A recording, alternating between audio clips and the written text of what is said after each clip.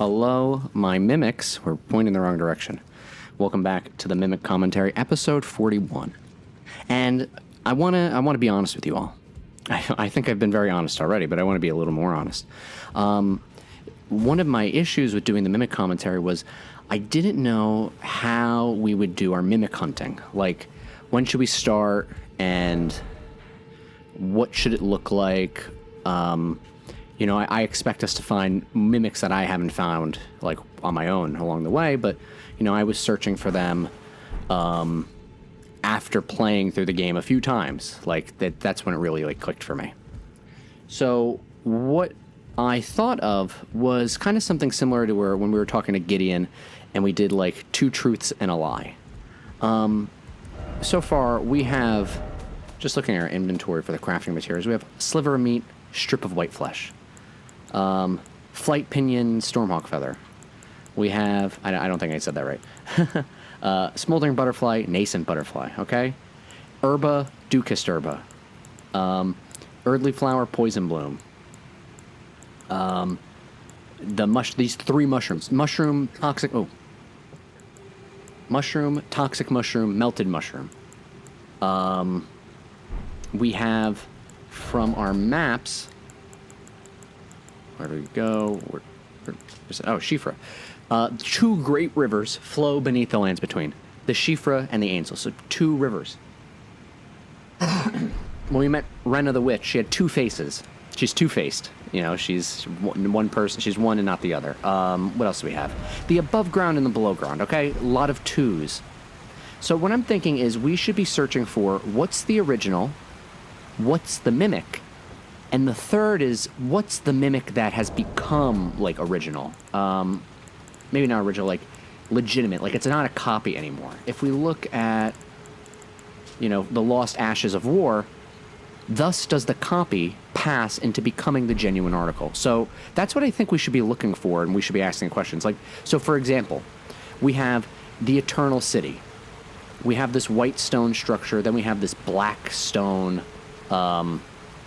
city. Which came first? Which is a copy? Which is genuine? We have these white trees, standing near these different trees. Oh, like, actually, speaking of white, like near silver, smithing stones, somber smithing stones. Like, so right off the bat, we're going to say between these 2, the smithing stones are the originals. We find these in mines where meteors impacted. Okay, we're going to say they're the original. And they got the gold coloring. Gold is most likely the original color. Silver is the copy. We have our larval tear, a core of creature of mimicry known as a silver tear. So the larval tear turns into the silver tear, and the silver tear is a creature of mimicry. So the smithing stones, these, we're going to say, these are the original. They came from outer space on meteors. Star Callers probably would love these. The somber smithing stones are colorless. Colored, what is it? It's drained of color. It doesn't, but you know what? So is a melted mushroom. Melted mushroom is drained of color. And so is flame sling, and black flame. This is also drained of color. So these could be copies, like the bubble, the night shard, and the carrion. Like, so if I was going to compare these, well, so far the carrions are just sword spells. They're literally mimicking swords. So this is an original, this is an original, and then this is a copy. This is a copy. So I'm gonna just doing that little fun game. I'm gonna say that the Carians, we're gonna work under the assumption that the Carians might be mimics because of this. Because their sigil looks like a copy of the Celian sigil. And the Celians are hunters of their fellow sorcerers. They're assassins. And one way to kill your fellow sorcerers, swords and, swords and stuff. That's one way to kill yours. And, you don't have to... You could be hiding in plain sight. That's what a mimic would do. So, just going through this, just for what we have right now. We also have the twins, Engval and Oleg. A lot of twin imagery. Twin militiamen here. This one's 3 wolves. Maybe it's a mimic, a copy, and then one who's one's a real boy. 2 flasks. It's Rune Arc Starlight Shards. It's a lot of, copies. So that's how we're going to work. That's why, when I come to the conclusion, so far we found the Eternal Cities, and their city, there's that city up there that's made of black stone. We got this lightly beguiling stone, and then the pillars of the earth that we're calling them, the stones that water is coming out of. We see that these futuristic blackstone city past there that we saw, they created a dam, flowing water here, and it looks like here as well. Well, we saw that in the High Road Cave where we found the Dancer Charm. That also has that black stone, and it's a water sanctum. And then there's water flowing out of Limgrave over here. To me, I'm seeing even this could be a copy, But it could be a copy that has passed into the genuine oracle. When I say this, I mean, I'm talking this ancient dynasty could be a mimic of something else, like real world history, and but it became its own genuine thing.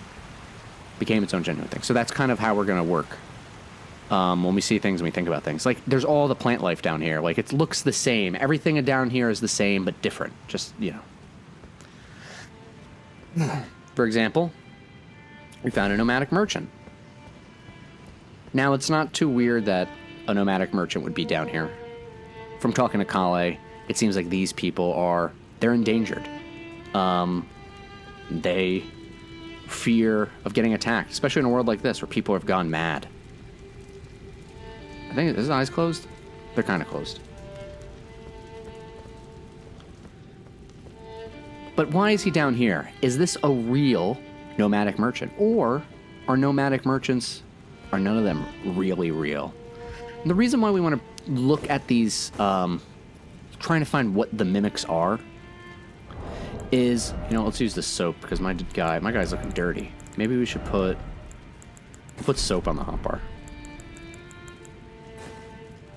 Gotta have a clean soul. If the underground, people are exploring underground, they don't really know this is here. If we could go back in time in Elden Ring, I bet the underground, their history and their characters and their demigods, if they had any, looked very similar to what the lands between up above looks like now. People fighting over power and control, and maybe the Elden Ring. Like those obelisks that we saw, those could have been a prophecy. And it could have been, it could be history repeating itself. We don't know. But that's what we're looking for. We have a faction in this game called the Eternals. So we're trying to see if they're using mimics to take over their eternal plan. And here is why we might think this guy could be a part of it. Oh, a customer. Yeah, didn't expect to see me down here, bub. So this guy is selling soap. This guy is selling nascent butterflies.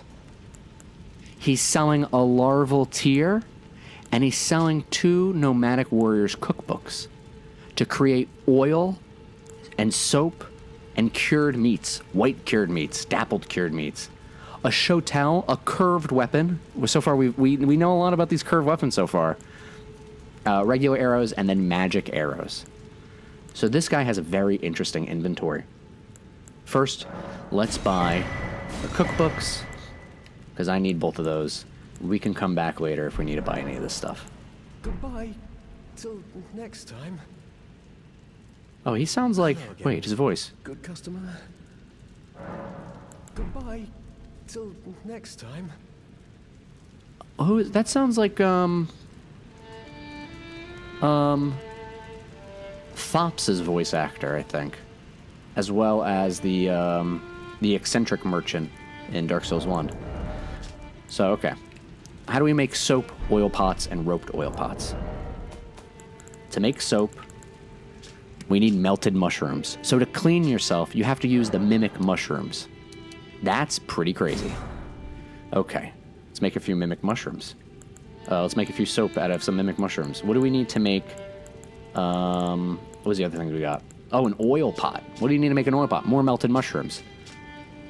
So, to make oil, you need melted mushrooms. It's kind of crazy. What about the cured meats? What do you need to make cured meats? Strip of white flesh. Dappled cure meat. So the dappled cured meat for immunity, robustness, and focus, and this one is just better. So you need nascent butterflies too. Butterfly flax with its wings. And Roa raisins, or golden Roa, down near the Erd tree. Budding horns. Okay, very interesting stuff. A lot of interesting stuff here. Why, let's say they're mimics. Let's say the nomads are mimics who maybe they spread their teachings to people like the... Actually, if you look at all the nomadic merchant books, can we look at... What is that under? I think that's key items. I just want to look again. I'm curious, bow and arrow. These could all be a record of crafting techniques left by roaming nomad warriors contains knowledge for surviving in the face of utter scarcity. I feel like all of these could be made by the Ancestral followers.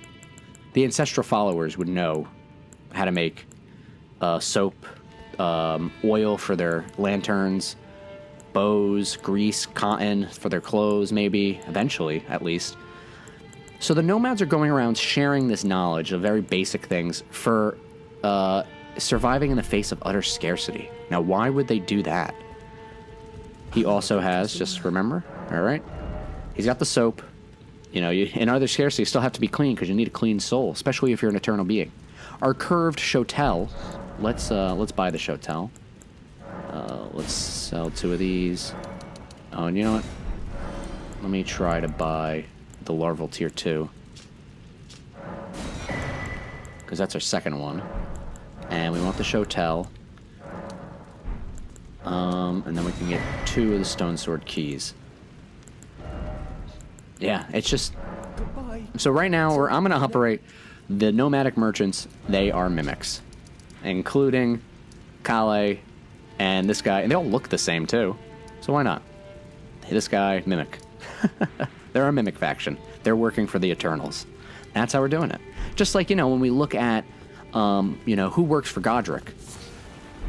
We look at who works for Godric, and we say, oh, the Godric Knights, obviously.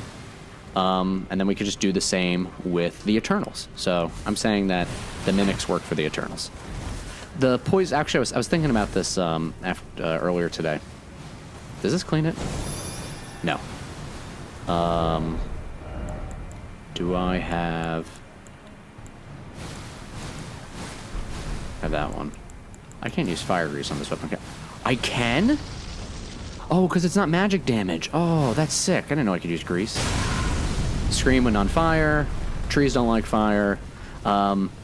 Melania and her Scarlet Rot. She's weak to fire. And these things cast light. Now I'm thinking, are poison trees... poison trees have existed in this old civilization down here, okay? Did they fall down here, or have they always been down here? Well, it's a tree-centric culture, so perhaps, are those mimics as well? Just like the animals and everything else here. So that's kind of like where we're working at. They have this lightning over here, this ice lightning, kind of, it looks very frosty. If there's ice lightning, is it a copy of... Is ice lightning supposed to be a copy of... Where's our spells? This? Lightning strike? The gold lightning of the ancient dragons? It could be. It very well could be. So that's how we're gonna be operating. We also... I kind of wanted to talk about, like, spirit stuff. There's a lot of spiritual things down here. Oh, I'm going to actually die if I engage. Oh, no. And I wanted to talk about how spirituality in Elden Ring has impacted my life. So I'm not a very spiritual person, or I never really was. I was raised Catholic, but, part of me growing up as being, a survivor and stuff and things like that is I lost my religion. I became like a militant atheist and despised religion and even spirituality and things like that. And I think it's fair to see why someone like me would, why something terrible happens to me, I feel all these terrible things. Why would I believe in anything extra? Is that guy sneaking? Yeah, he's waiting to get me. We'll get him on the way back. But while... we got to interrupt for a second. Shield grease, which is very similar to magic grease. Can we make that stuff? Right? Can we make that grease? No, we can't yet. But most likely, confirmation academy people for magic stuff. Anyway, I guess I would describe myself previously. I guess it's like a materialist atheist. I think that's the... Who's he attacking? I think that's the terminology. Like, my thought process was something has to be observable in the material world, and we have to, like, do science and break everything down, yada, yada. It has to be provable. You can't... If you don't have the evidence, sorry, too bad, it doesn't exist. But doing Elden Ring stuff, I started, there's a lot of stuff to do about spirituality. A lot of, like, the underground, very spiritual place. And their beliefs center around, like, being one with nature and, we'll see more about their spiritual ideology. But the reason why I have to bring it up is while trying to figure out how do spirits work in Elden Ring, I talked to one of my friends who's a very spiritual person.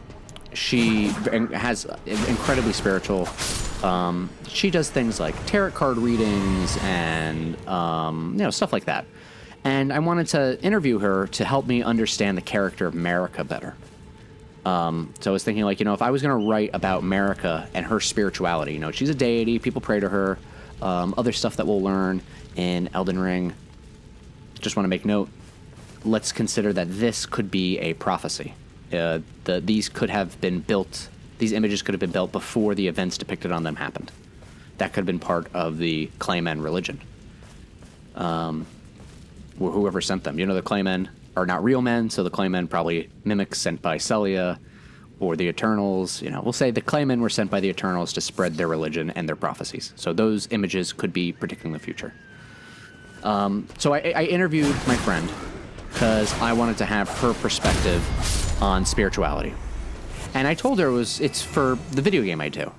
Well, videos on. And she knows how, she understands, she's someone who knows about, like, my, like, trauma and why I do the videos and what Elden Ring means to me. So she was totally cool with just sharing her thoughts and her beliefs. And she kept telling me things that I would, like, tell her something in the game. Like, something I was working on.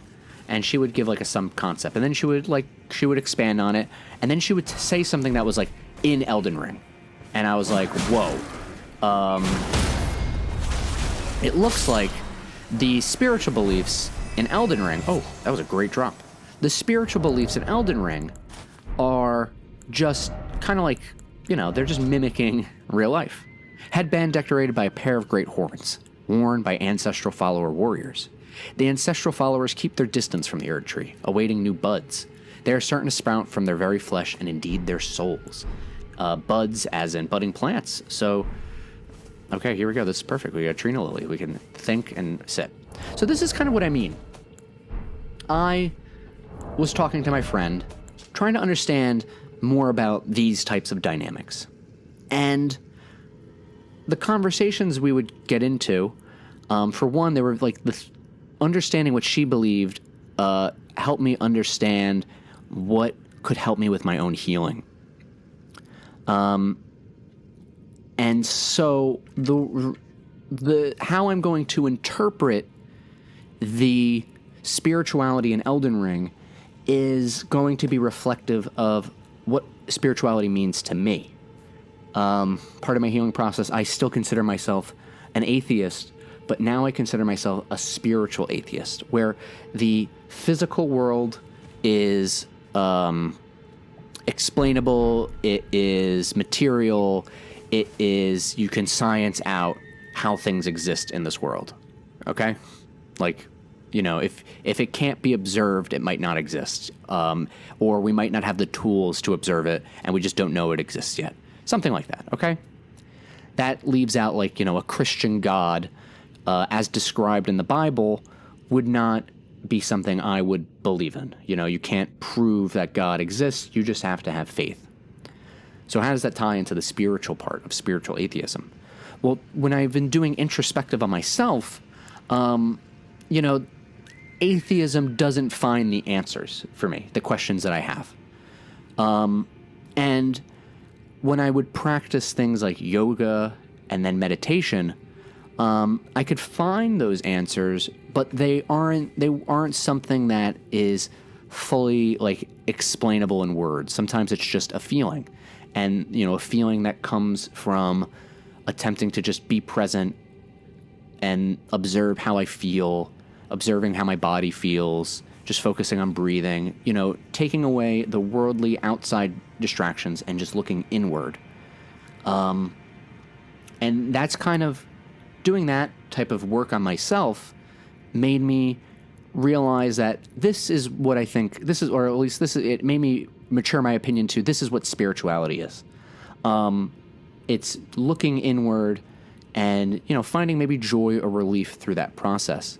And I think religions, like, you know, any religion where you can talk to God, like by prayer, by just praying, I think that might be, like, the reason why so many religions are about, like, thinking intently that you're communicating with some higher power, is because that might be just a cultural adaptation from just sitting and being, you know, just being, not doing anything else, just being with yourself.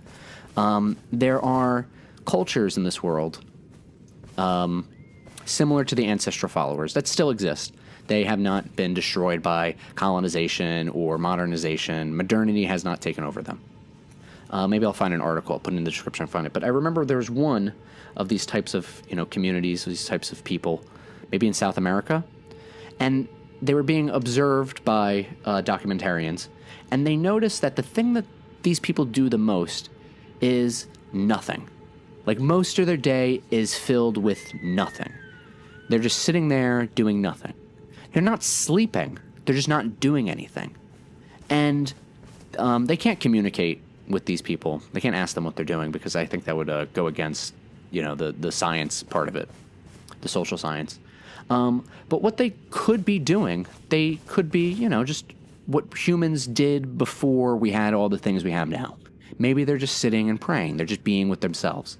Like, they're what we would call prayer. Like, they're sitting, they're meditating, you know, whatever they're doing, they're just being.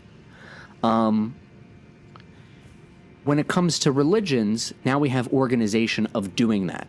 And we have a philosophy designed around it. And we have a history and a lore and characters and stories attached to why we do this thing where we look inside of ourselves and we try to communicate with, you know, essentially maybe our imagination. And that's kind of like where I'm at right now in my life. That's kind of like what I'm believing. That we all have the capacity to feel these feelings. We all have the capacity to love and to hurt and all that. And that's kind of like the grand unifying human thing. That's what makes us different from the animals.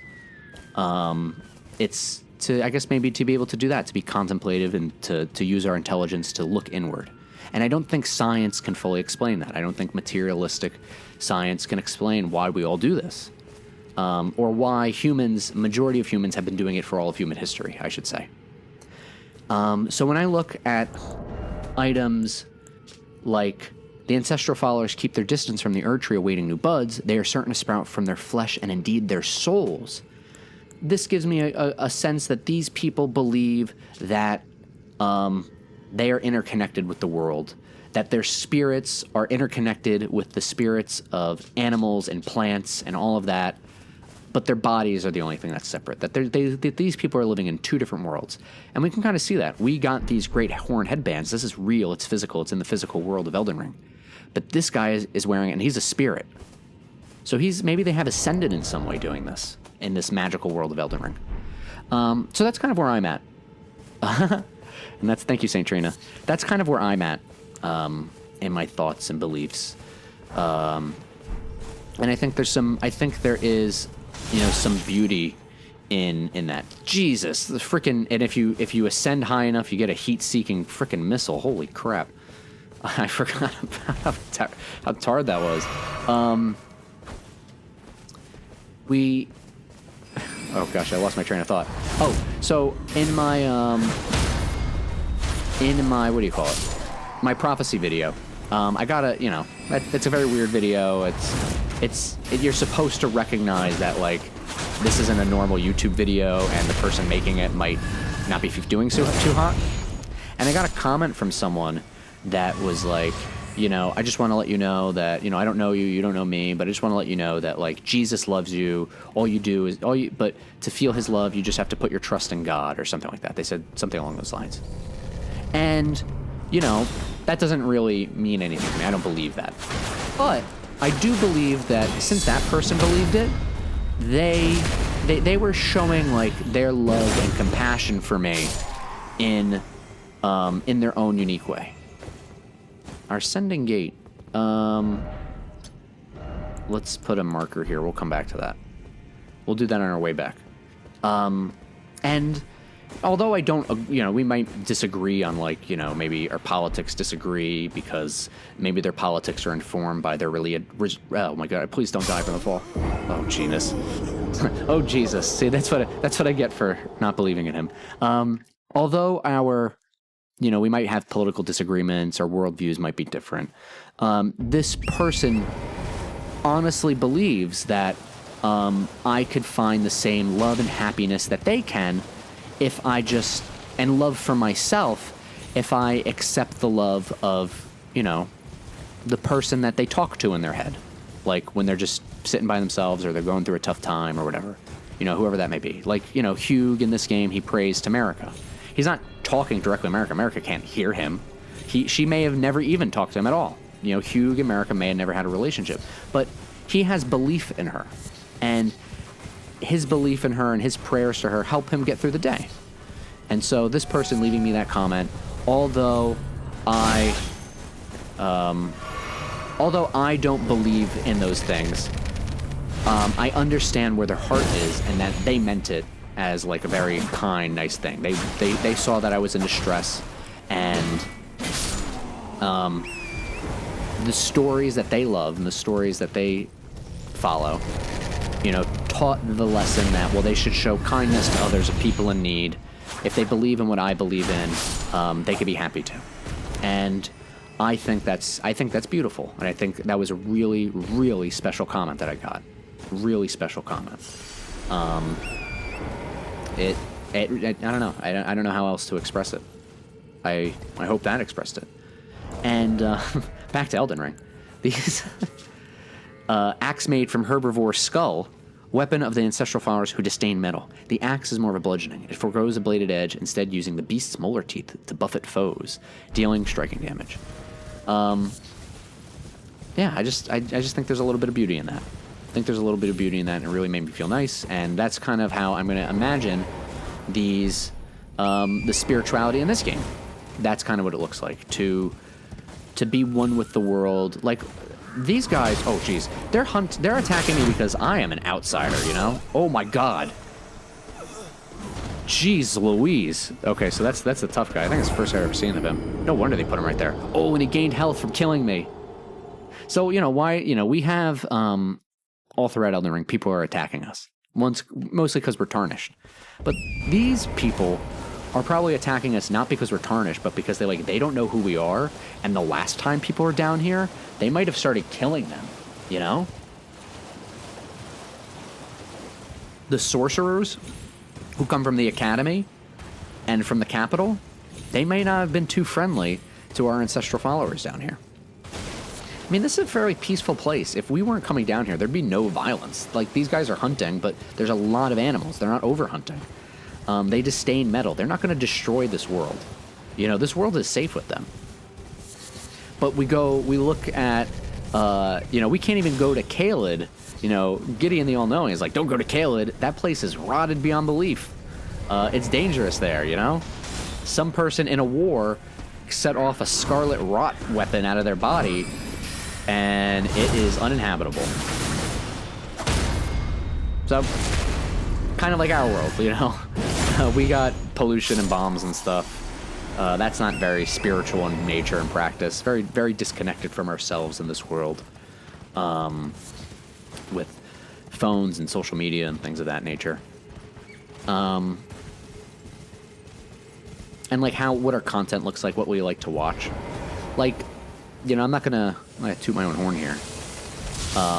But I think if you're watching a video like this, oh geez, if you're watching a video like this, like, you know, we have this shared interest in this video game, and you want to listen to, gosh, over 40 hours of me talking about it, I think there is an enriching quality to that.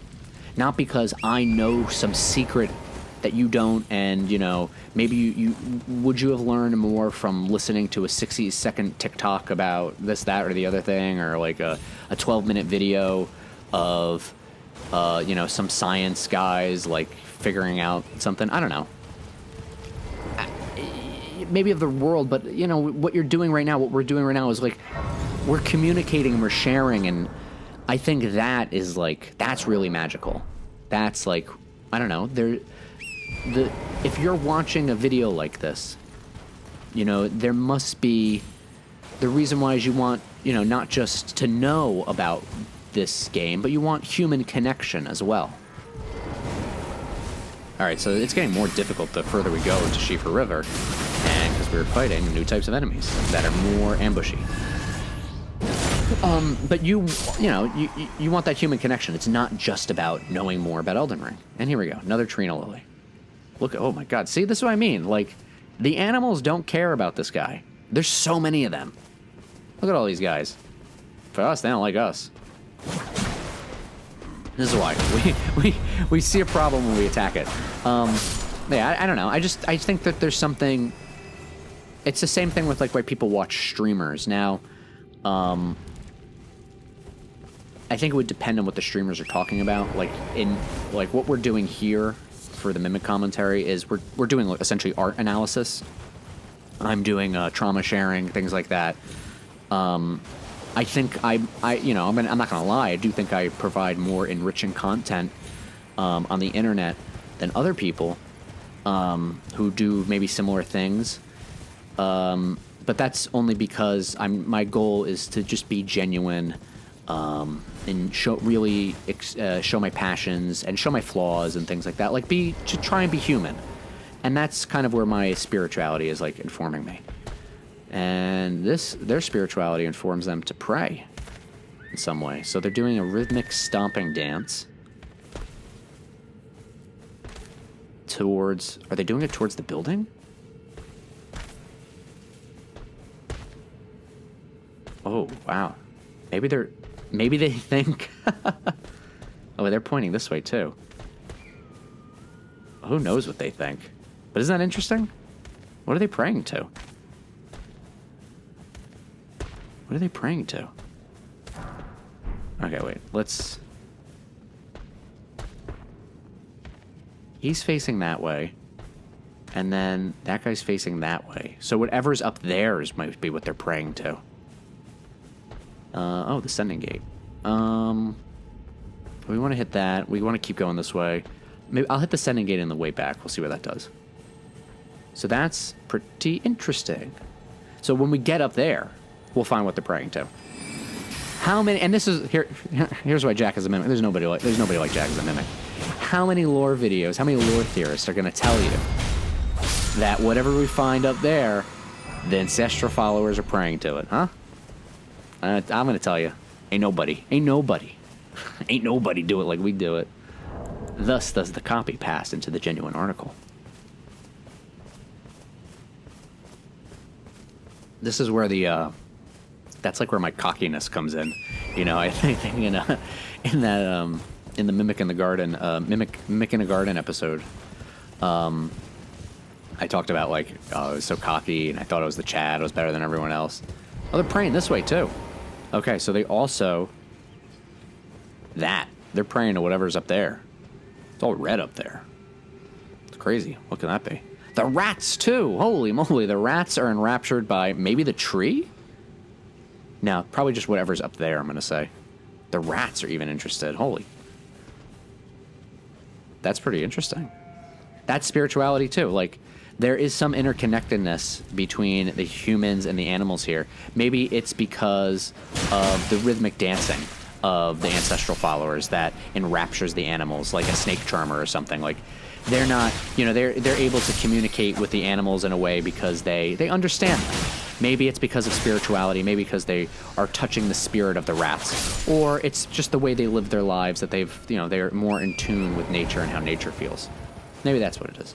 But whatever it is, they're praying to whatever's up there. These guys are praying to whatever's up there. So are the rats. Big rats. I think we use our Mimic Fireball on the big one.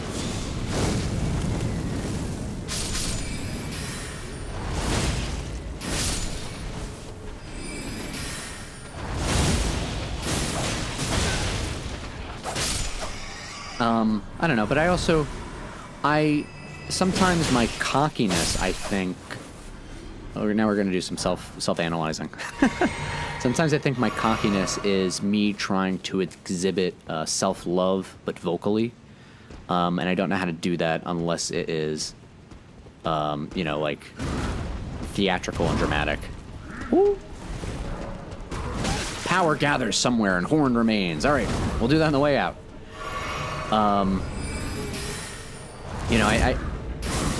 don't know. I think I'm not going to say I don't know if I have humility. I don't know if I do.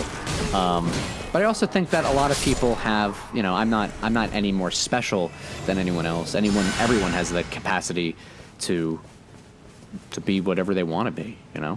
It's not my right to say people should be like me, and that if people aren't like me, they're less than me. I don't think I'm better than anyone else. I just think I might do things. I just think I do some things that are like, I don't know, not like better in what way? Just more enriching for, I think. But there's nothing wrong with whatever if it's not enriching. Like, not everyone has to. Like, this is exhausting, I guess. We found a golden seed down here. Did this come here with the shattering, or is it a mimic golden seed? Is this a real illusory Erd tree? Did someone plant it down here? Was it made here and then it was put here? Look at the golden flowers. Who is this? Can they make mimic golden seeds? Who knows? I don't know. I think it's most likely due to me. I have a job and stuff, and I can support myself. I have the time to do something like this. And I have the time to heal, and I have the time to think these thoughts and to be introspective and try and share that. And, I have the privilege and the luxury of being able to do those things, and some people don't. And the world that we live in, it incentivizes people to, what's up, buddy? It incentivizes people to do things that'll make them money. The things on my channel, I'm not doing this because I need the paycheck. And I'm going to tell you, I don't make that much money on here. For all of the hours of work that I did on YouTube in 2024, I did a lot of YouTube work. It took a lot of time, and, I told you, it, triggered me and stuff. It wasn't always fun. It's been actually really a headache. I made $5,000. And over the year, that's not a lot of money. But a lot of people, they make really good stuff, and they do it because they're trying to make money. And there's nothing wrong with that. The world we live in runs on that resource, and there isn't, it's never, for some people, there is no such thing as too much money, especially when your job is to make YouTube videos or to stream. You don't know how long you're going to have that income, and it might be hard to get another type of job. So get as much as you can before you have to get out. So that's just a long-winded way of me saying is I'm not trying to say, I think, excuse me, I think I have some superiority over others. I just think I might be making better. I just think I might be doing better Elden Ring Let's Plays, which is just a small group of people. No one else is doing not many people do Let's Plays. So I don't know. You tell me in the comments if anything I said made sense. A rune arc. Okay. Now, is this a mimic rune arc? No joke. Okay, so here's our possibilities. This guy got a rune arc. He was here, up in the surface, and he came down here after the Elden Ring was shattered, and he had a rune arc. This guy came down here after the shattering, and after the Elden Ring shattered, it ended up here. This guy found a rune arc down here. We don't know how, but he did. What other possibilities are there? Yeah, I think those sounds like enough. I don't know. I can't tell you. Is this a mimic? Well, we're gonna use it because I need it.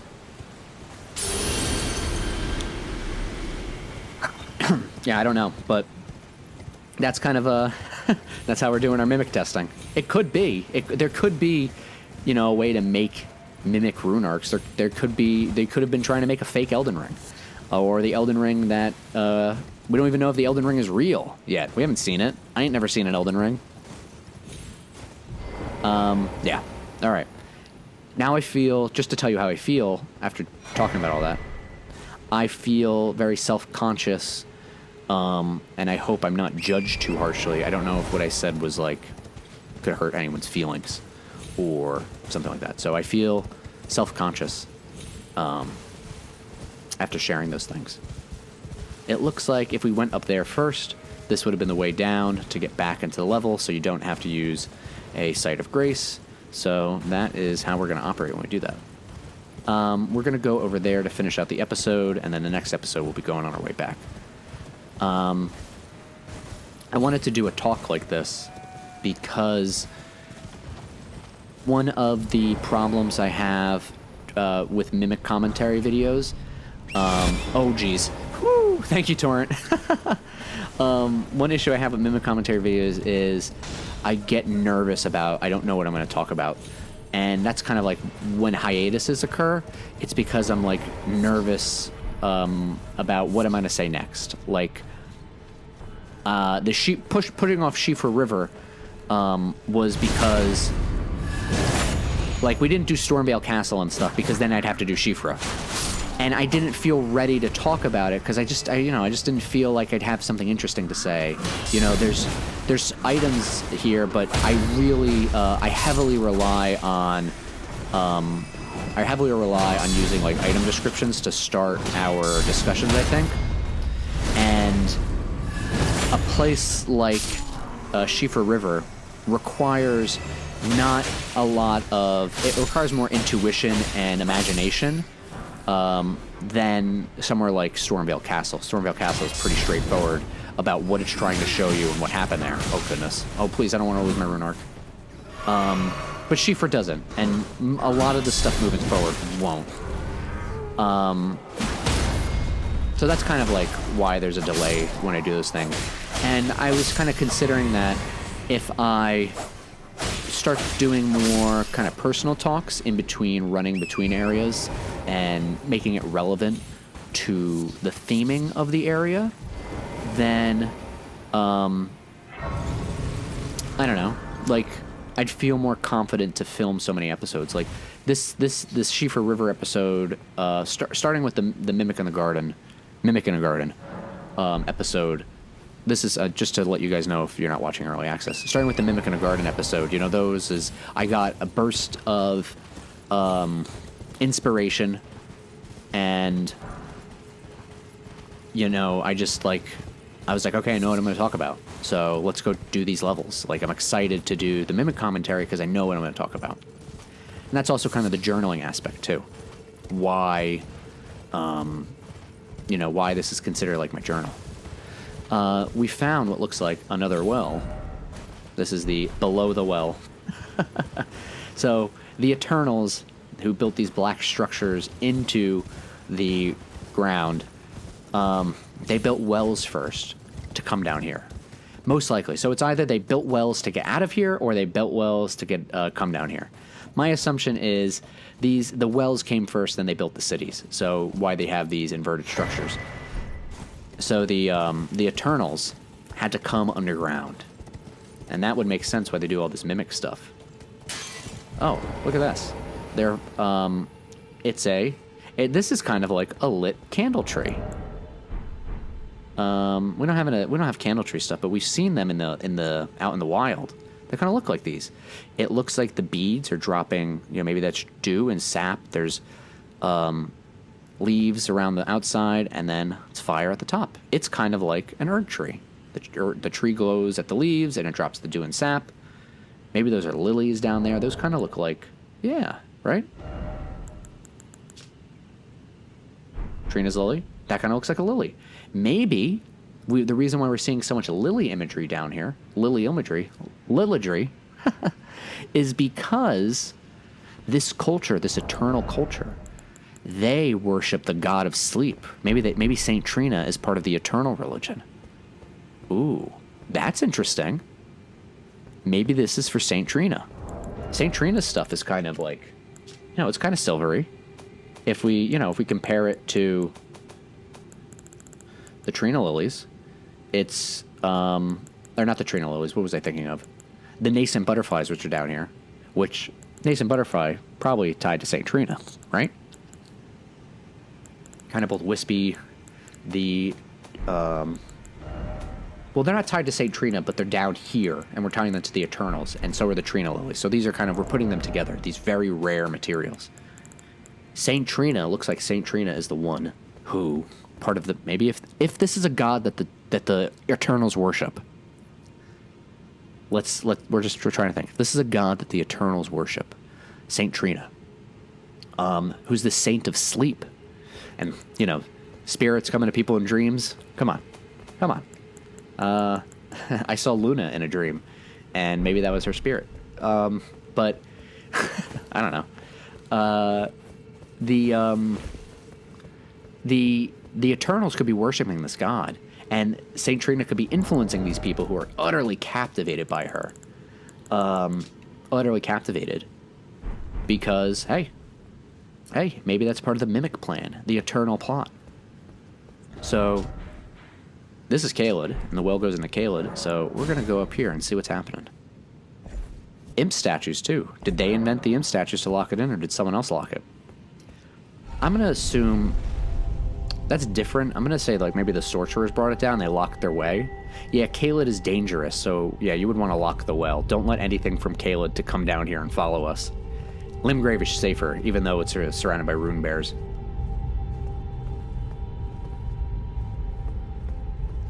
So 2 wells. Again, 2 wells.